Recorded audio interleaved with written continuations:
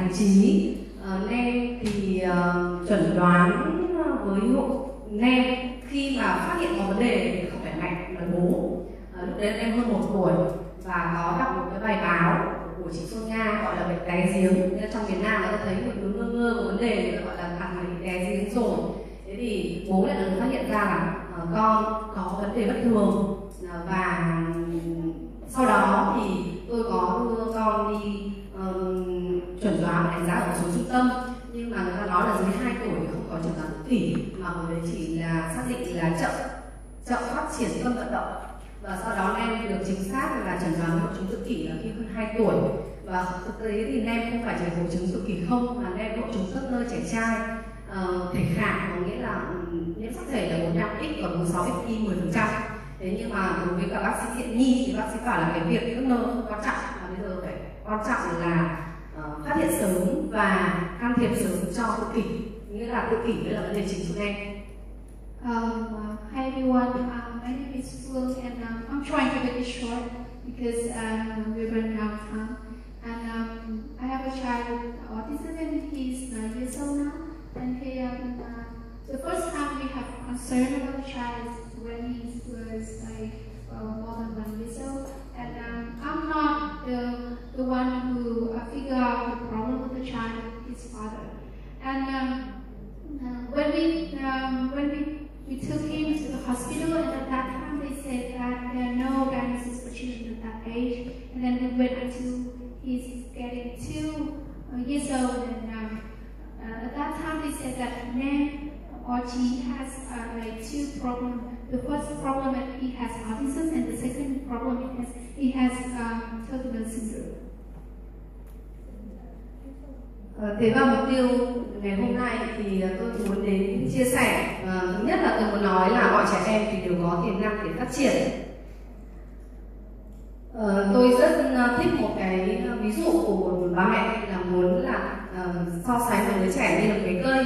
Thế và bản thân tôi cũng nuôi cây và tôi không có tay trong cây, là đúng theo lời chỉ dẫn. Một ngày tưới mấy lần nhưng mà cây nó cứ héo dần. Thế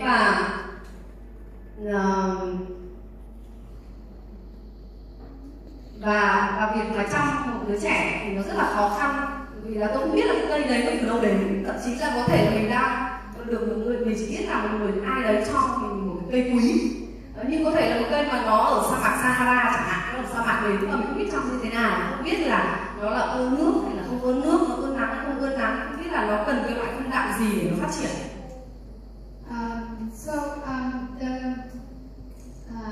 An idea that I want to do today is that every child has his own potential.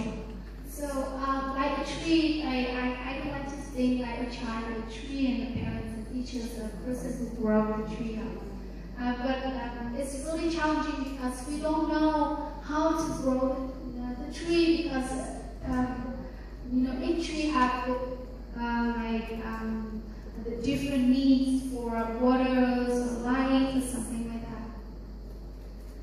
Thế và cái chặng đường can thiệp của Nem thì rất là nhiều. Đầu tiên tôi cũng nhờ giáo viên tâm lý đến can thiệp một tuần 3 buổi.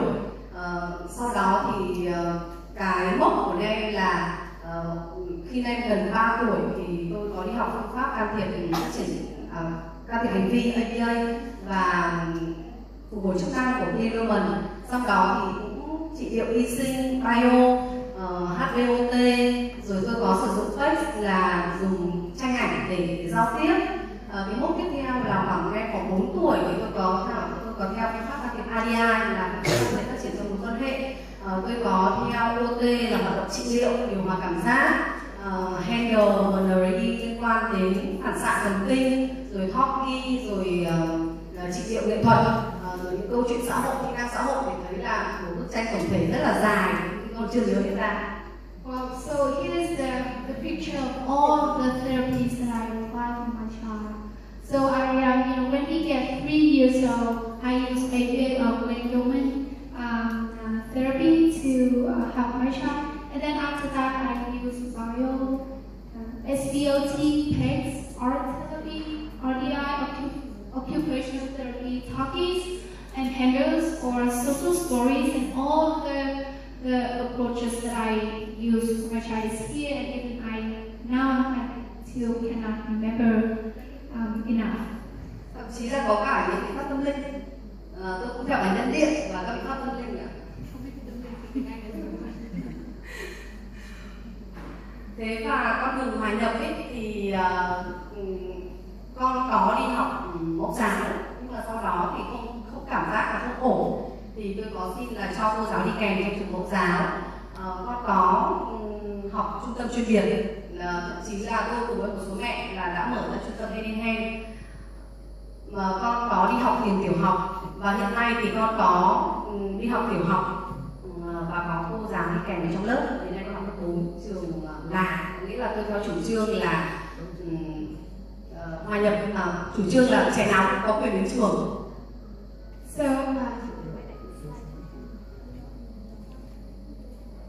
So here's all of the educational placement that I put my child in. So first I took him into the kindergarten, like inclusive kindergarten or preschool, and then I have a teacher who like a paraprofessional who help other teachers in the classroom to take care of the children, and also my son goes to the special education center in which people take care of the special needs children, and now he's going to the pre-primary school section of classroom in which people prepare for children with disability to go to primary school. And also now he's attending a primary school close to our house, right? It's a local school. Yeah, it's a local school. Và ban nãy có một mẹ hỏi là mô hình nào cho con thì tốt, thì tôi nghĩ là cái câu hỏi để trả lời được câu hỏi đấy thì quá khó, tại vì phụ thuộc vào cái mục tiêu cho con là gì. Thì cái mục tiêu, cái kỳ vọng của bố mẹ hoặc là kỳ vọng của người can thiệp thì nó sẽ dẫn đến cái phương pháp can thiệp là gì. So at the beginning, the mother asked Dr. Ollie a question like which intervention therapy or approach is the best for the child. That is a really difficult question to answer because it really depends on the goals that you set for the child. And based on the goals, you're going to choose the approach, and then you're going to choose the intervention approach. Ví dụ như là đây là cái ảnh chụp mà khi em khoảng 2 tuổi rưỡi, thế và hồi đấy là theo phương pháp là can thiệp hành vi và có rất nhiều bài tập chức năng đấy. Và hồi đấy thì chúng tôi được học video và qua chị Phương Nga thì ngoài cái việc mà phục hồi chức năng rất nhiều, học bò trường, nghĩa là học lại những cái chức năng vận động của trẻ nhỏ, thì học rất nhiều vấn đề liên quan đến những kiến thức. Ví dụ như đây là cái bàn, đây là cái ghế, con nói theo cô. So here's a picture when Nam was 2 years old and a half, and at that time I applied ABA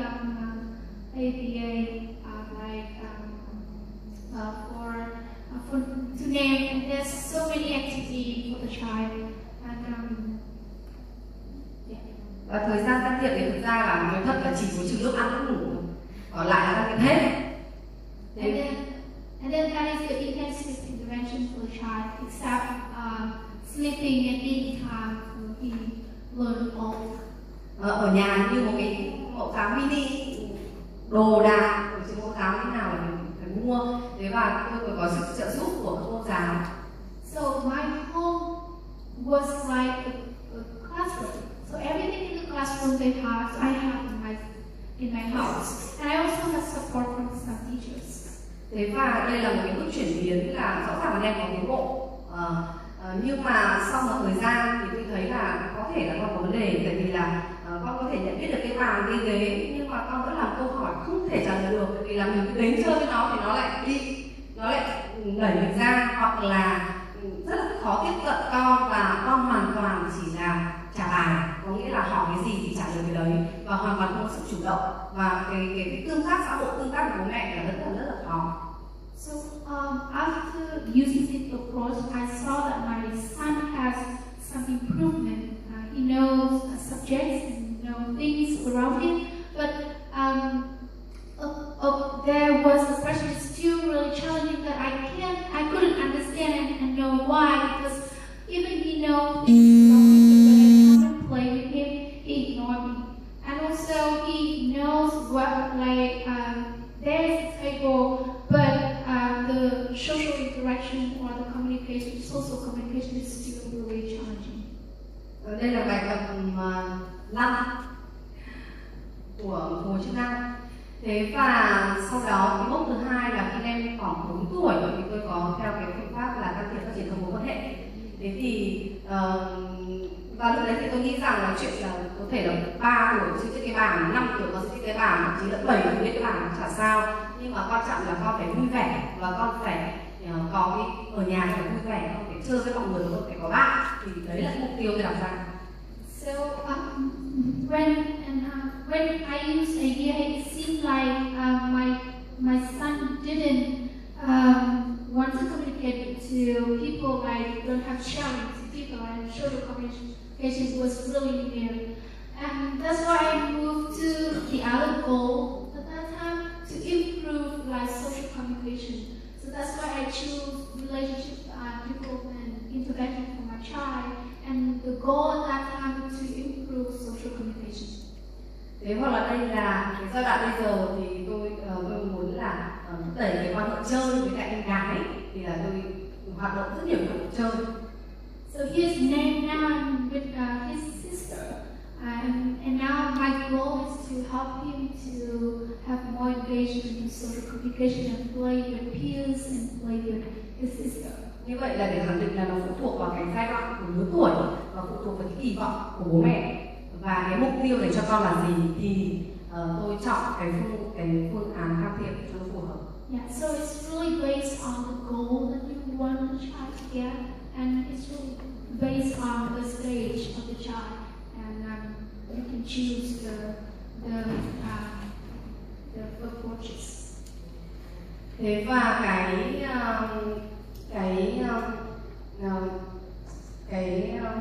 chia sẻ thứ ba là thực tế là khi mà can thiệp trên chính đứa trẻ không thì là không đủ, mà phải can thiệp những người xung quanh đứa trẻ. So the third idea that I want to introduce is that intervention for the child is not enough, but we need to help the community to understand and help the child as well. Đây là cái chị Connie Kasaki, thì chị có một cái nghiên cứu khoa học là đánh giá cái mối quan hệ của trẻ tự kỷ trong lớp học. Thì chị có cái tổng kết là khi mà can thiệp trên trẻ không thì cái mối quan hệ của con với các bạn trong lớp là không có tiến bộ, nhưng mà nếu mà can thiệp với các bạn trong lớp thì cái mối quan hệ giữa con và các bạn trong lớp mới bị tiến bộ. So here's the Dr. Connie Kasari. She's working in UCLA, University of Los Angeles in California, United States, and she's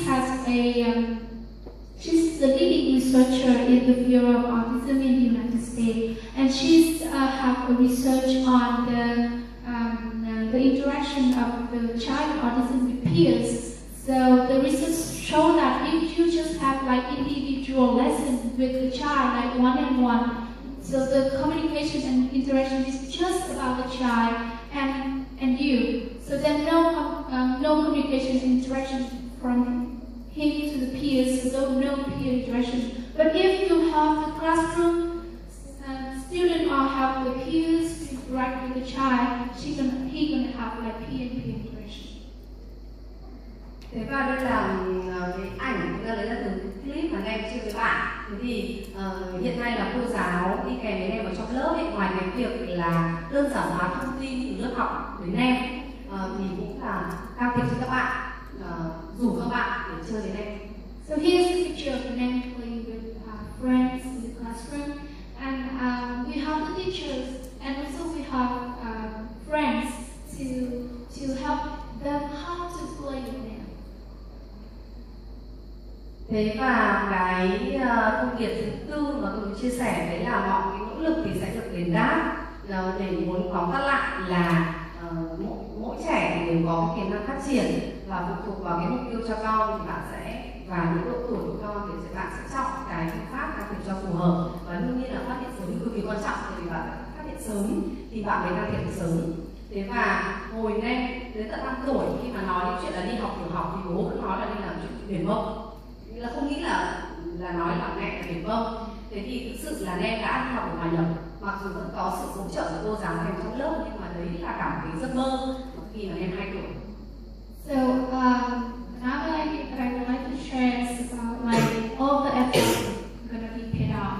Like if you try, you're gonna get something.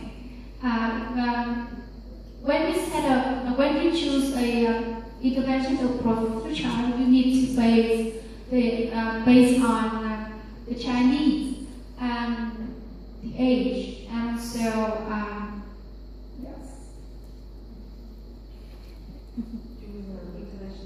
Yeah. So based on the age and based on the child needs, you're going to choose the early intervention program. And early intervention is based on early identification. If you're able to early identify the child, you're able to get him into the early intervention as soon as possible, and it's really valuable for a child. Yeah, that's right. So for Nem's story is that when he was 2 years old, going to the mainstream elementary or going to the primary school, it's really a dream. It was a big dream to the whole family. And then when he got 5 years old, and his father thought that he would not able to go to the primary school, but now he's in the grade 4, right? I'm going to graduate from the primary school next year, and it's really a big dream, and it's like the whole time. Thế và đây là ảnh Nem của ngày hôm nay, Nem với cả các bạn cùng lớp ở Trung Thu. Yeah. So his name now in the football festival. Và hiện nay Nem sở hữu một cái gia tài rất là lớn, mình nghĩ là phải hơn 1000 tranh vẽ là ít. Và để thấy là thực tế ra là Nem vẫn có nhu cầu để chia sẻ, vẫn có nhu cầu để giao tiếp, nhưng mà Nem cũng khó khăn trong việc thể hiện ngôn ngữ, và do đó Nem vẽ cái tranh. So here's all the pictures that Nem draw. He's all about like more than 1,000 pictures like this, and I know that Nem has needs of communicating to people. He just doesn't know how to communicate it by using verbal, but he communicates to people by drawing. Thế và tôi thấy là đối với Nem thì cái vẽ như một kênh giao tiếp, và gần đây thì tôi cũng muốn chia sẻ là thực sự đối với các trẻ tự kỷ thì cá nhân tôi thì tôi coi đấy là một cái khuyết tật làm giao tiếp. Thế và mình không thể là yêu cầu một người khuyết tật giao tiếp phải đi giao tiếp được, hoặc là khiếm khuyết để giao tiếp đi giao tiếp được. Thế thì đối với cả những người mà không bị khuyết tật giao tiếp thì cố gắng là điều chỉnh cách giao tiếp của mình để hiểu trẻ. So I think that drawing or painting is the way that Nem communicates to the world. And for me, Nem has difficulty in communication. And you cannot expect a person with communication delay to communicate to you well. So you need to adjust your way of communication in order to communicate well with them. Thế và đây là tháng 5 vừa rồi thì tôi có tổ chức một cái triển lãm nói về câu chuyện của Nem. So last May we have an exhibition for all the Nem artwork. Like the name of the exhibition is Nem Story. Thế và cái giấc mơ của tôi tiếp theo là giấc mơ mà Nem có thể là sống độc lập được với sự hỗ trợ cần.